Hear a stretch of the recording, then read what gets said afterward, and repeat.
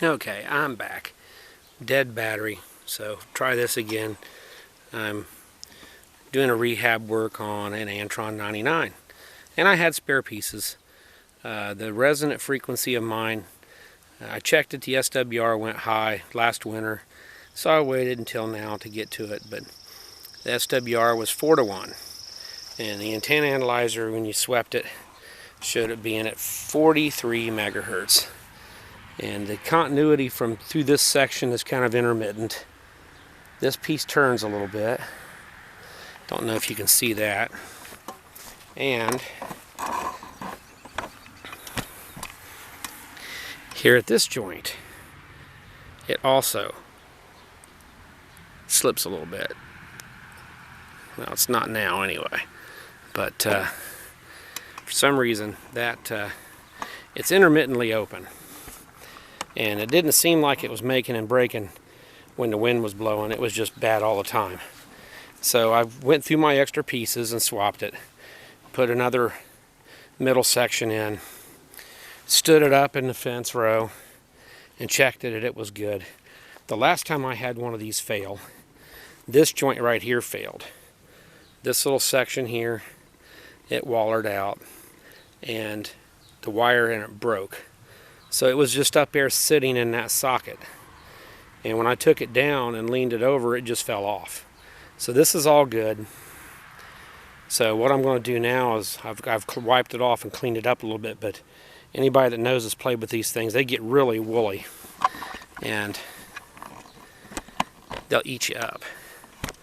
So what I'm going to do is I'm going to mask that off. Mask off these joints with some of this painter's tape so I can take some white enamel and do a nice clean paint job. And then what I usually do after that is I use some heavy duty black electrical tape like Scotch. Need to get a little bit better wrap going here just to cover that. Scotch 88 or something like that, because it's real weatherproof.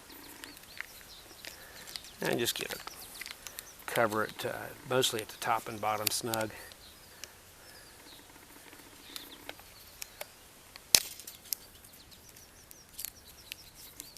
And this is that low adhesive tape, so it comes back off again.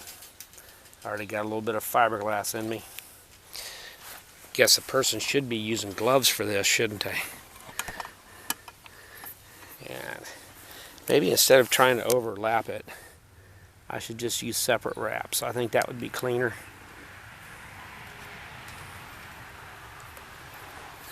Try it that way. And got one of those pesky deer flies coming at me here. And biting bloodsuckers. Worse than a mosquito. They can really bear down on you. Get a few wraps of tape on it. And then, there we go. Tape it right there.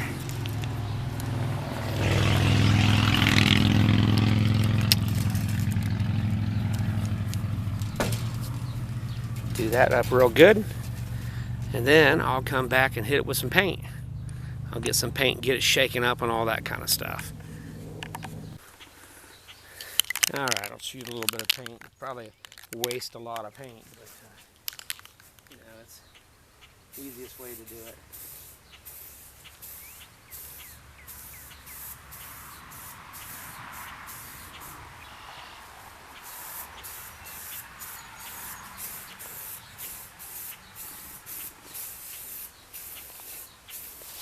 Use a lot of paint this way, but better than brushing it. And it's Rust-Oleum, and it was on sale. And this old picnic table is pretty rotten, so there's no consequences getting any overspray on it. I'm probably out of the camera view now.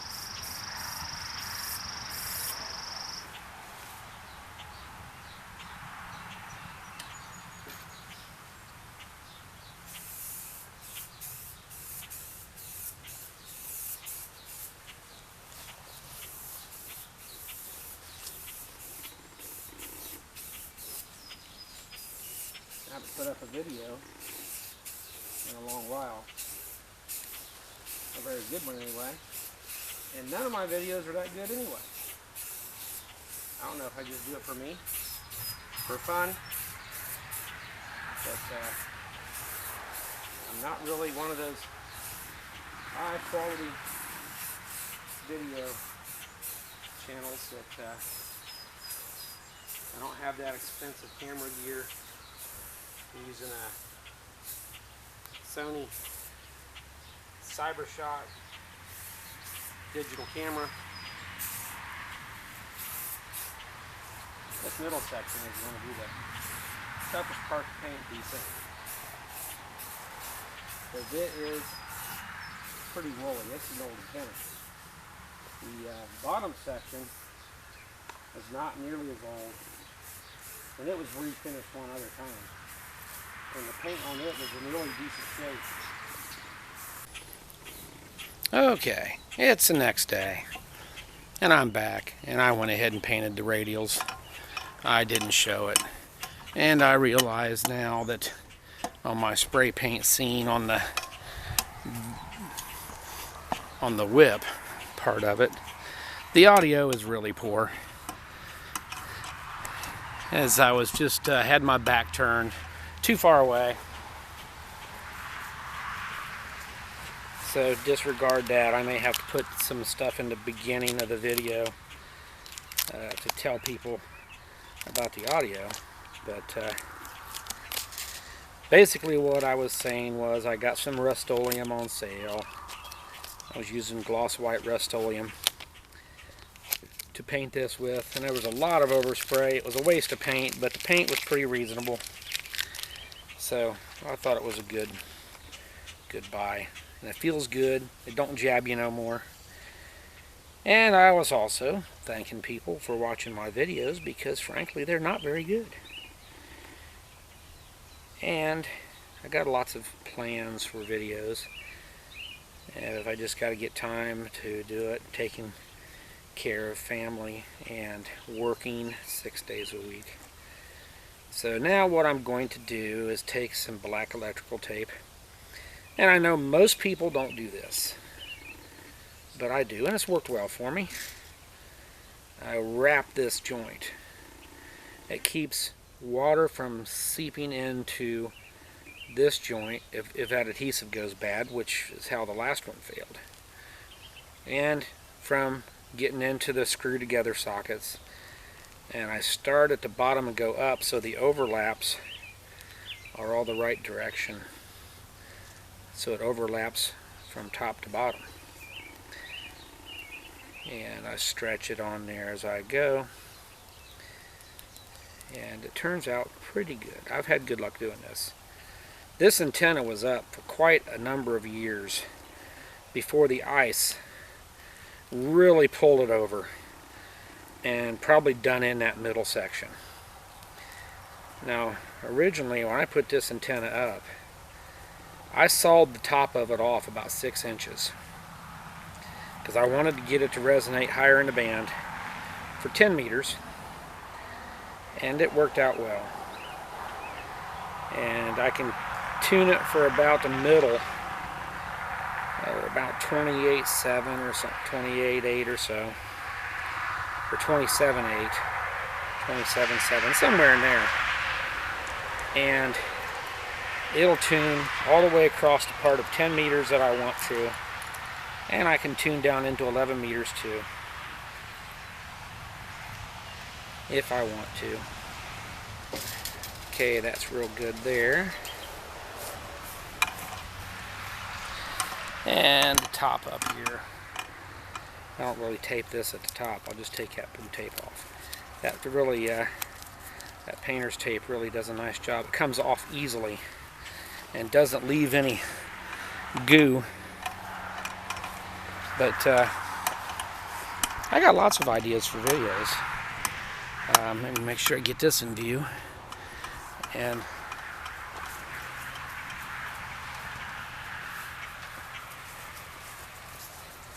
I've got a whole series of videos that I want to do on the Baofeng handhelds that other people has done, but not quite the same.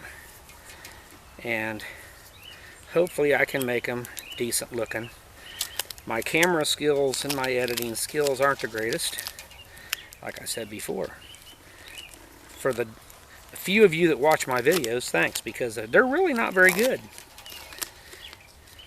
And I've got a couple little radios I want to talk about, receivers, and a couple other projects that I'm working on. So I'm thinking about coming up with a playlist of, you know, small projects, and the Baofeng playlist, I think I'm going to call it the Baofeng Chronicles or something like that. And just for giggles and grins. But tape this one up just like I did the other one. I'm going to have to edit out some of that spray painting video because the audio was bad, and it's probably going to make the video too long.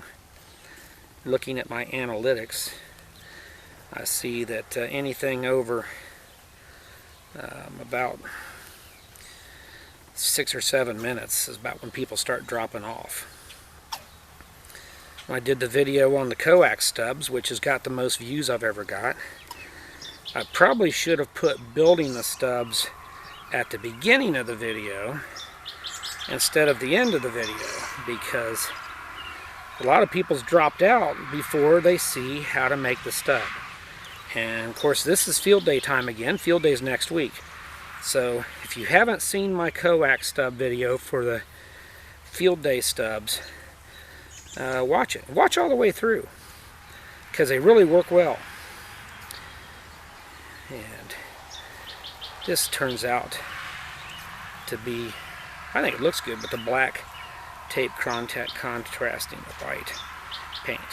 Just my own opinion anyway. So here again, I'll finish this up.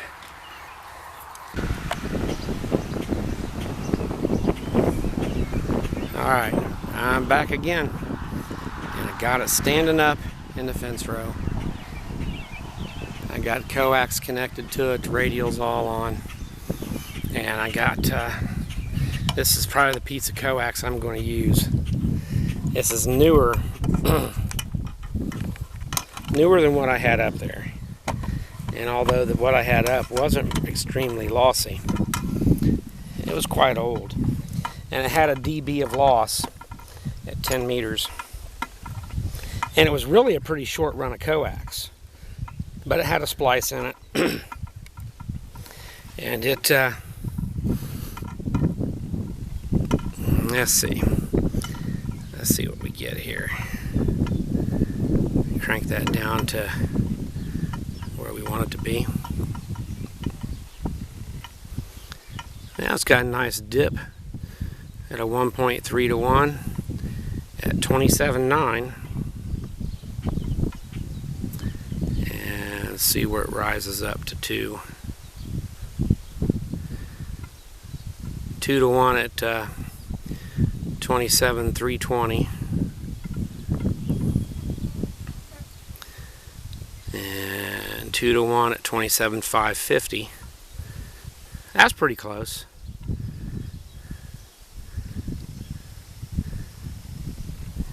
I could lower it a little bit, maybe. Guess it depends on where I want to operate the most. Because if I do get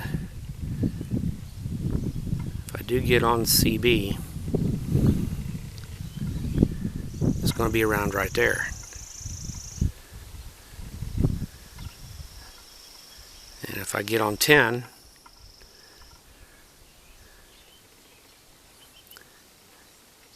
guess I got to take the sweet spot. I'm not going to get it perfect. So I think I'll leave it like it is, or maybe just lower it, maybe 100 kilocycles. I think I might try that. I'll switch that off.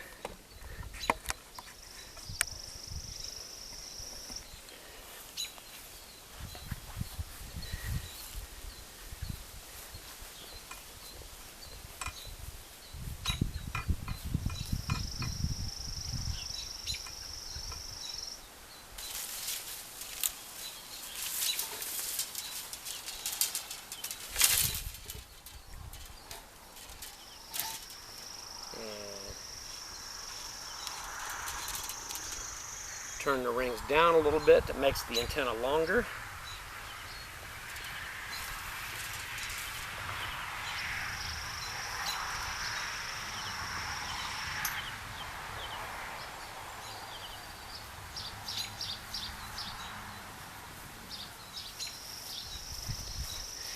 And this could change when it's higher in the air. But this is as high as I can get it and still be able to mess with it right now.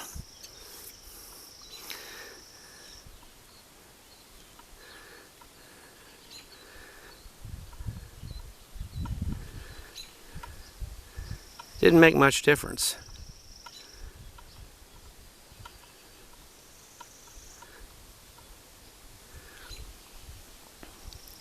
The dip's still about 29 or 28 or 27.9. 27.490. It took a little off the top end, it looks like.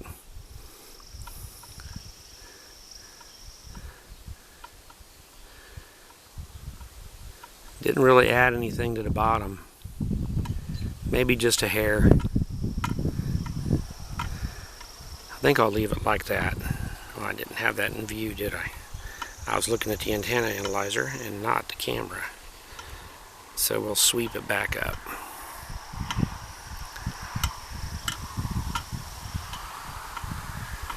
There's about the sweet spot, 28.8 or 27.8. And 2 to 1 point, almost 28.5.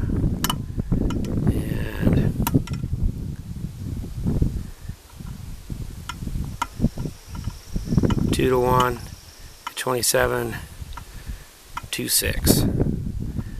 I think that's as close as I'm going to get it to be able to work both. Alright, I'll unhook this, put it down, and I'll show you those coax loss measurements that I was getting on the next one. And I'll shorten all this up, try to make it so the video is not too long. I ramble too much. Be back. Okay, this is that loss measurement on this piece of coax I'm going to put in. This is it's newer coax. It's a little bit better coax, and at 28 megahertz, it's 0.4 of a dB. I'm not positive how long it is.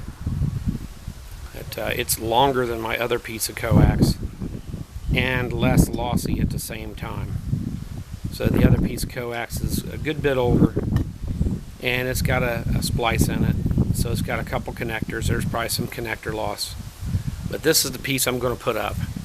And it's more than long enough to get where I need it to go. It's not a very long coax run. Okay, this is the piece that's already in the station. And it's not very bright, but I don't want to get too much glare on it either. But this is a lot shorter piece of coax with a splice in it. And 1 dB is certainly not horrible. But I can do better by swapping it out. So that's what I'm going to do. So I'll finish this up when I get it all back in the air again and take some last measurements. Alright YouTube, this is the last of the videos on this antenna. I've got it back up and I've repainted the mast, I repainted the hardware, I made a current choke right there, 7 turns around 4-inch piece of PVC. I did go a different route on the tuning eventually. I went ahead and swapped one of the radials with the top element to put the tuning back better on CB, because 10 meters isn't that important to me because I've got an antenna tuner in all those radios and SWR protection, whereas the CB does not. And there is a TV tower back there. I know it shows up in through the trees, but it's 40 feet high, a little over 40 feet high, and that's going to get a hex beam. So I don't need necessarily for this antenna to be that resonant on 10 meters. So that's the end of this one. It only took 2 months. This is the beginning of August, and I started at the beginning of June, I think. So maybe I'll get this actually posted before September. See you later.